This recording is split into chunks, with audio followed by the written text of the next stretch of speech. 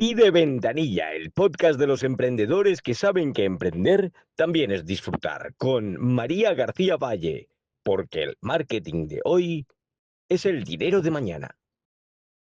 Gracias, Humberto. Te voy a pedir que me grabes el despertador por las mañanas para levantarme enérgico. Estamos con María García, de Slow Comunicación. Buenas tardes ya hoy. Buenas tardes. A ver, cuéntanos, María, ¿cómo empezaste en esto del emprendimiento? ¿A qué te dedicas antes de nada? Soy directora de una agencia de comunicación centrada en el marketing online. Muy bien. ¿Y cómo llegaste al marketing online? Esa es una larga historia. Yo soy arquitecto técnico de formación y me tocó sufrir la crisis de la construcción de 2008. Y para darme a conocer monté un blog de interiorismo, porque también soy interiorista, y en aquella época era el auge de los blogs. Entonces el blog de al lado tenía un iconito nuevo y yo para el iconito, ¿eso qué es? Y así es como yo llegué a las redes sociales y a gestionar redes sociales antes de que eso tuviera nombre de profesión. Y empezó gente a pedirme que le gestionara las suyas a nivel profesional. Tú ahí te hiciste trampa porque en casa tienes informático de cabecera. Sí, pero el informático de redes sociales en aquella época poco sabía. Programaba mucho, pero redes sociales no. Entonces, eso fue un pico pala totalmente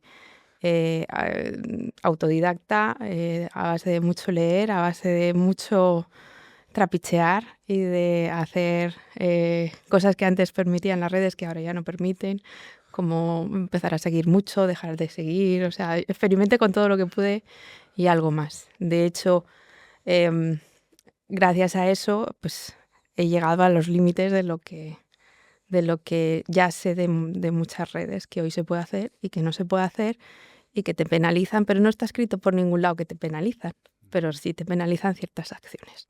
Pero se sabe con el trabajo. Blog de interiorismo. Uh-huh. Y de allí empiezan a pedirte que hagas más blogs. Empezaron a pedir algunos blogs. De hecho, hubo una constructora muy conocida aquí, Alicante, que me pidió artículos para su web, para posicionar la web y demás. Pero realmente ya enseguida le vieron el filón a las redes y lo que más se empezó a derivar fue el gestionar perfiles de redes sociales. Y luego ya no solo espacios que tenías en el blog, sino los espacios te los pedían para eventos. Empecé con la gestión de redes sociales, vino intrínseca a hacer evento corporativo. Y de hecho llegó la marca Roberto Benigno Alicante y la inauguración de la tienda llevaba un acto al que me pidieron que gestionara y ayudara. Y de ahí luego las presentaciones de colección y todo eso fue derivando en lo que a día de hoy dentro de la agencia de Slow Comunicación hacemos la parte de evento corporativo. También mucha boda, mucho momento candy o candy bar. Realmente es el sector donde mejor está posicionada la marca. O sea, hace 10 años empecé a gestionar una de las marcas que era de vestidos de novia y de ahí la gente del sector se empezó a mover. Entonces he llevado muchos profesionales y empresas del sector de bodas, pero bodas no he hecho nada más que la mía. Vale, ¿y Slow? ¿Por qué Slow, el nombre de la agencia? Porque donde hay algo que a mí siempre me ha hecho rehuir y es el hacer las cosas con prisas. Quizás la parte de la construcción, que todavía la tengo ahí intrínseca, que las cosas con prisas al final cuestan dinero. Entonces tenía muy claro que la manera en la que yo trabajo es relajada y siempre con paso firme. Entonces no podía ser un nombre relacionado con la prisa ni con vender humo, porque eso no va nada con mi manera de trabajar. Entonces lo tuyo es el trabajo, la constancia Uh-huh. y el mimo. el mimo y conseguir resultados, por supuesto, porque la Yo, rendición de cuentas ahí está. yo alguna vez te he dicho que eras la craftsman, y esto lo sabrán los que tengan ese vicio, o la artesana de las redes sociales. Ujú. Es decir, ¿cómo cuidas a la gente que te encarga las redes sociales? Pues con sentido común. Al final, el gestionar una red social de una empresa o de un profesional es cuidar su comunidad, es atender a la gente, escuchar y luego reflejar en la mejor manera posible lo que cada uno hace. Entonces, si eres un restaurante, por ejemplo, pues escuchar lo que el posible cliente dice de ti o lo que influencers que te han visitado dicen de tu marca. No sé, hay ahí mucho leer, mucho escuchar, mucho responder y mucha paciencia. Mucho slow. Sí. Sí, es verdad, cuando volvíamos de emprender en Estados Unidos, que era todo muy rápido, fail fast, fail chips, en Menorca hubo unos Menorca Millennials que dijeron que era la primera deceleradora de empresas. Es decir, ya estamos hartos de hacerlo todo tan rápido, vamos a hacerlo con un poco más de sentido, el momento slow food también, en contra al fast food. Entonces te identificas mucho con el slow comunicación. Exacto. Tiene mucho que ver también la manera que ahora es mucho más conocida, lo que llaman ahora el lujo silencioso, ¿no? Que es una manera de trabajar las marcas, tener presencia de marca, pero sin ser intrusivo. Pues esto es una manera muy similar, o una filosofía muy similar, que ambas están relacionadas con el marketing, de trabajar. O sea, yo te hago presente, yo te hago visible, hago que la gente te recuerde, estés presente, pero que no sea de forma negativa, de, ay, estos otra vez, qué pesados, o este anuncio otra vez.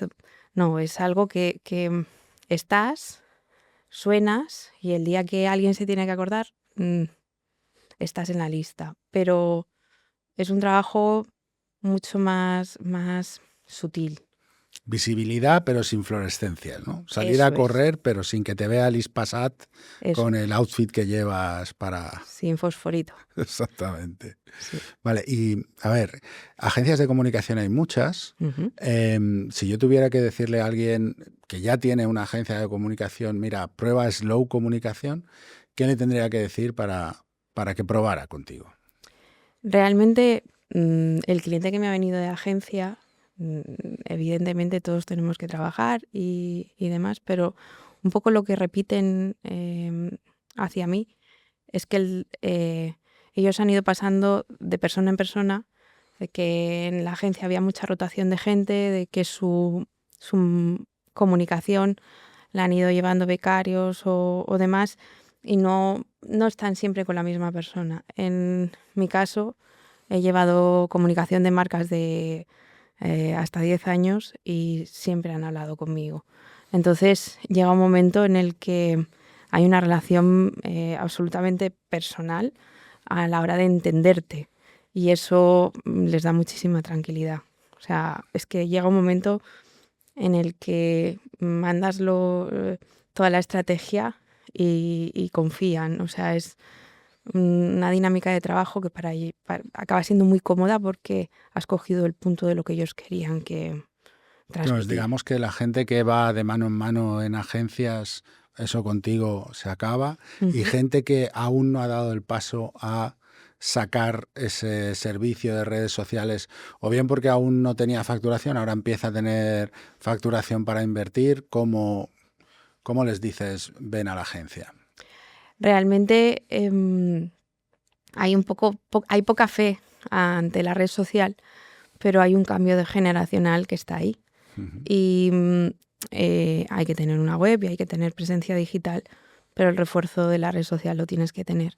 Porque al final tu cliente de hoy quizá no esté ahí, pero el cliente de dentro de 10 años sí está ahí. Y si tú no has empezado hoy a tener presencia ahí, cuando quieras estar dentro de 10 años, ni vas a hablar su lenguaje, ni tu marca tiene trayectoria, ni visibilidad, ni credibilidad. O sea, vas a estar perdido en un mar muy grande. Ujú. Yo me di cuenta que empezaba a ser importante esto de las redes sociales cuando en MasterChef, en vez de llevar a actores, empezaron a llevar a influencers, Ujú.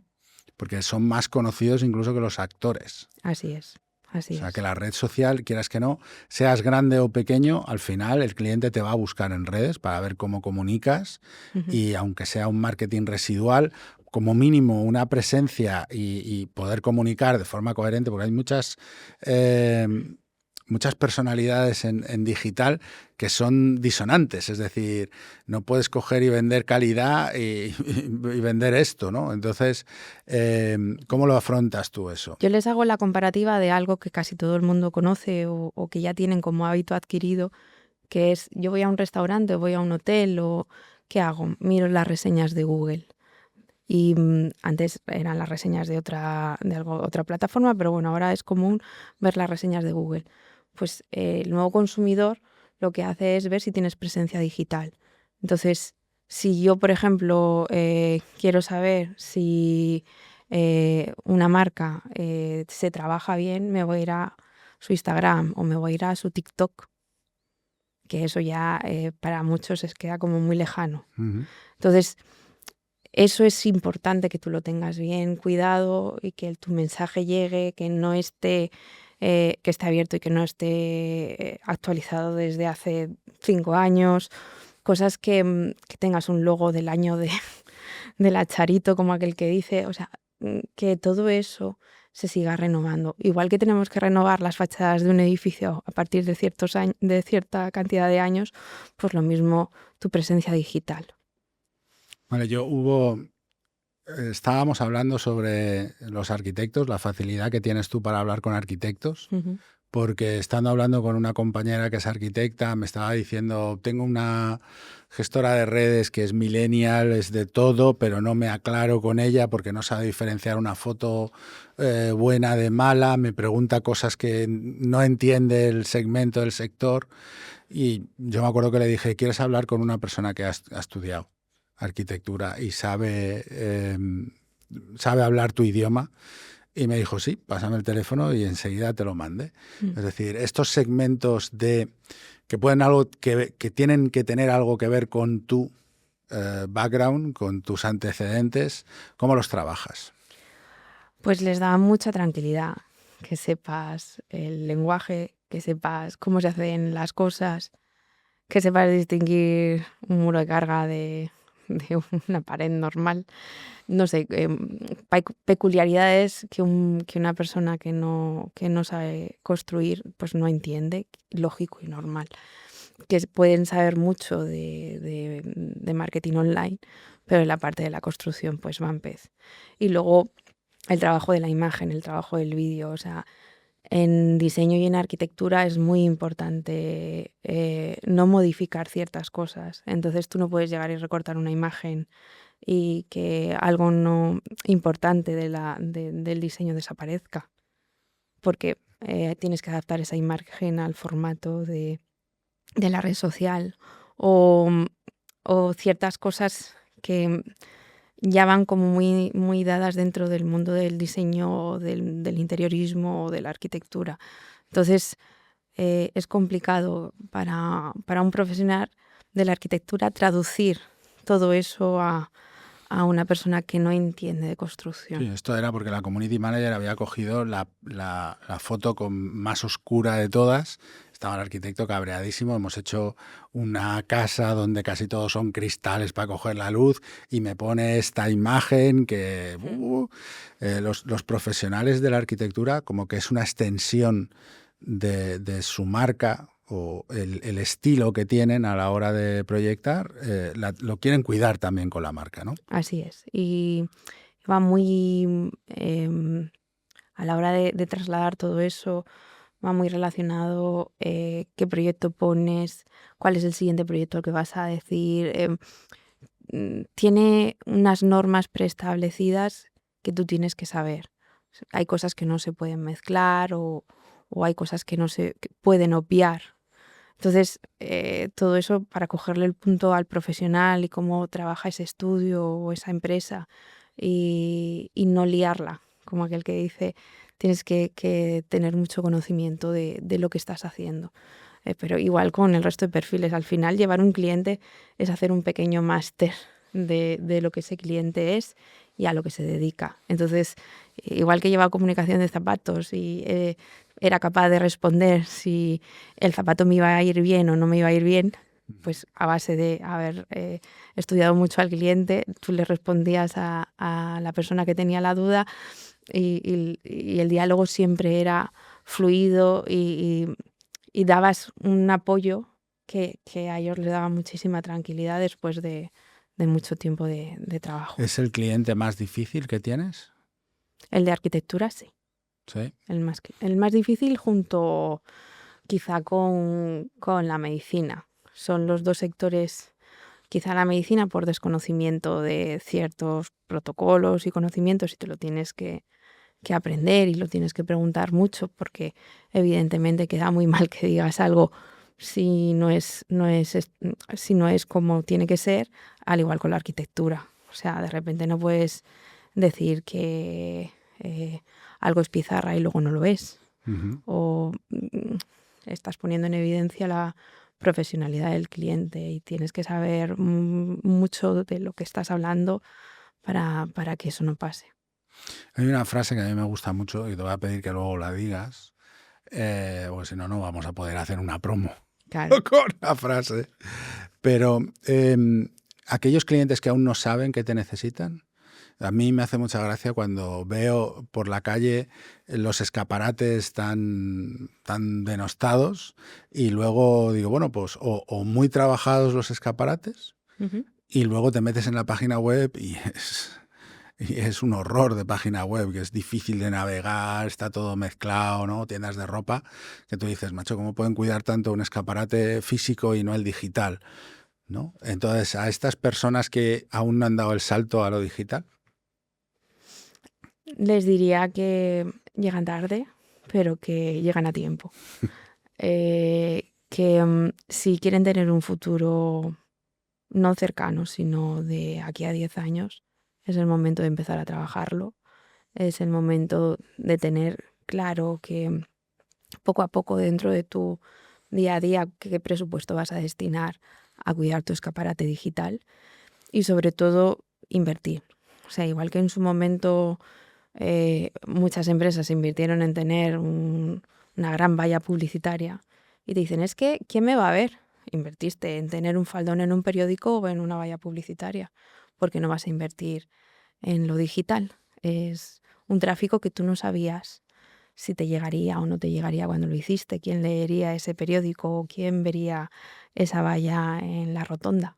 Pues esto es un poco así. O sea, al final la marca hay que trabajarla tanto en presencia física como en presencia digital y eso es algo que no puedes dejar si quieres, como tú bien has dicho mi frase, si quieres tener dinero mañana. O sea, es algo que si no quieres que luego te cueste dinero, empiézalo ahora, poquito a poco, teniendo claro qué estrategia, para que el día que necesites hacer una buena campaña o que algo te dé resultado, tú ya tienes una trayectoria que te avala y en invertir te va a dar mucho más resultados que empezar de cero. no has soltado la frase aún, ya la No. soltarás en algún momento, vamos a distraer un poco para que luego salga natural. Pero estábamos hablando antes sobre lo que son las crisis, en la construcción sabemos bastante, y lo que es invertir en marca.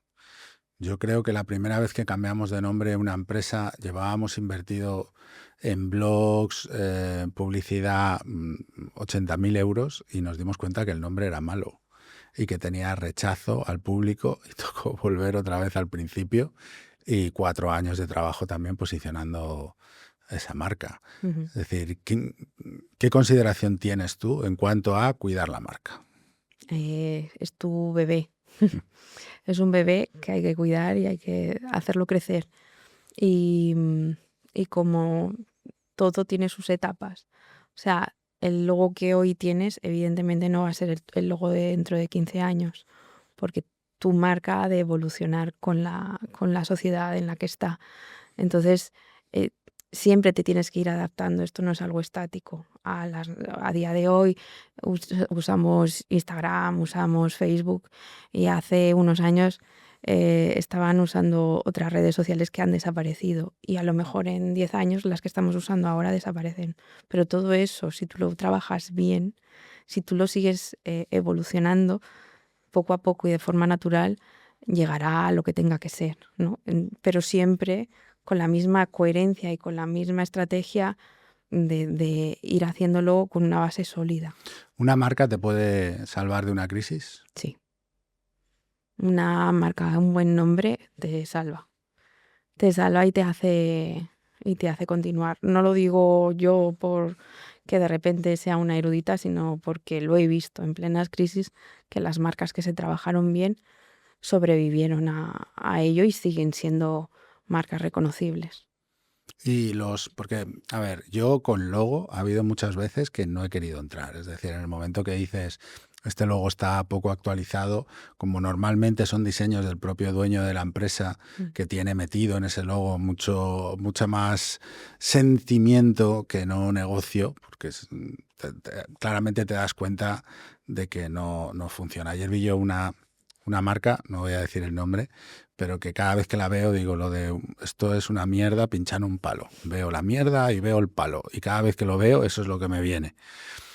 Puedes trabajar un poco la marca y yo te he visto a ti modernizar logotipos muy bien. Es decir, ¿cómo lo haces cuando ves que un logotipo, una imagen de marca está desactualizada? Porque lo has conseguido con gente que yo pensaba que no lo ibas a conseguir. Pues al final a base de mucho hablar. A base de mucho hablar y lo que volvemos, escucha activa. Porque te van dando en la conversación mensajes, ¿no? Es que sé que tengo que hacer algo, pero no sé lo que quiero hacer. Y dices, venga, bien, empezamos bien. Pero sí que es verdad que le presentas algo muy radical. No, con esto no me siento cómodo. Vale, pero vas puliendo, ¿no? Entonces quieres mantener el isotipo que tienes, ¿no? Actualizado, pero sí. Entonces ese lenguaje es el que te va llevando hasta el logo final y a un diseño que ellos se sienten cómodos porque no han perdido del todo lo que... O sea, que mi error ha sido hacerlo fast. O sea, hacerlo Eso slow y que se vayan acostumbrando poquito a poquito. Eso es. Es lo que hace que lo cambie. Oye, o sea, quieren un cambio, saben que es necesario el cambio, pero no puedes, evidentemente es una marca y es una marca previa, entonces hay cosas que se tienen que mantener, pero tiene que evolucionar a lo que tenemos ahora. Entonces, ese diálogo y ese un poco ver cómo se comportan y que ese logo pasa no solo por el cliente, pasa por la familia del cliente, pasa por los amigos y por un montón de gente y recibes ahí un montón de ideas, ¿no? Entonces... Yo les hice test de usuario, alguno. Mira, esto es lo que dice la gente de tu logo sin saberlo y no lo aceptan. Quizá porque sea demasiado personal y quizá porque la transición se tiene que hacer poco a poco, pero yo cuando digo, bueno, ¿qué tal si actualizamos el logo y veo que no? Lo doy por olvidado. Estos puntos de conflicto. Hay un gran ejemplo que cualquiera lo puede ver con la propia Coca-Cola, ¿no? Sí. Aquí espacio publicitario. El desarrollo de marca de Coca-Cola, evidentemente, si desde que empezó hasta ahora lo miras, es muy radical, pero si vas viendo la evolución de los diferentes años, realmente el logo siguiente tenía algo de lo anterior y así en adelante. Esto es algo que es una marca con muchísima trayectoria, pues eso llevado a los pequeñitos, pues tiene que mantener algo de la esencia anterior. Al final es una marca que tiene que seguir teniendo su esencia sin perderla del todo. Bueno, pues entonces para emprendedores que sean craftsmans de su marca, para aquellos que quieran empezar o que quieran empezar con el escaparate digital, pues Slow Comunicación es la mejor opción que tenemos. Y por el cierre, ¿vale? La pregunta de este podcast de emprendedores es: si tú viajaras al pasado, si tu yo de ahora viajara al pasado, DeLorean o no, y te encontraras con esa persona que acaba de montar un blog que lo está petando y quiere dar el salto, ¿qué le dirías? Que no lo haga. Emprender es muy duro, pero también tiene mucha satisfacción, y ver a clientes que pues han evolucionado con tu trabajo y que a día de hoy son empresas consolidadas, son marcas consolidadas, da muchísima satisfacción de aquello que empezó siendo algo con lo que darte a conocer porque no tenías padrino en ningún lugar. Entonces, sí que es verdad que te metes sin saber lo que implica O emprender. sea, es un no, pero sí. Es un no, pero sí. ¿Y qué le dirías? Es decir, sabes que va a ser duro, vale, pero... Que el síndrome del impostor lo dejes cuanto antes. ¿Otra vez? ¿El síndrome del impostor? Sí, porque realmente tú habías estudiado arquitectura técnica, entonces era como de repente te has metido, te das cuenta que arquitectura técnica te dio una base que a día de hoy sigues aplicando en tu trabajo. Y la manera de gestionar los proyectos sigue siendo muy de esa parte de la formación, y la parte del diseño, que yo la tengo, la sigo utilizando a día de hoy pues para el desarrollo de las marcas. O sea, tú tienes una base y se desarrolla Pero en... basta ya con el síndrome de la impostora. Impostores he visto menos, ¿vale? Pero el síndrome de la impostora, porque, y es que no os podéis creer cuando tenéis talento, me hace gracia tremendo. Sí, sí. Los yankees lo tienen muy claro, y es para una maestría hacen falta 10.000 horas de estudio, que son 3 años trabajando 8 horas. Entonces, si ya le has echado 3 años trabajando 8 horas diarias, ¿qué más da que tengas título que no? Así es. Pero esa que empezaba con el blog no se lo creía. Y a día de hoy el tiempo... Dile que se lo crea. Hay que decírselo, hay que decírselo. Vale, venga, vamos a cerrar con tu super frase. El marketing de hoy es el dinero para mañana. Pues nada, los que queráis tener dinero mañana, María García en Slow Comunicación. Gracias. Muchas gracias.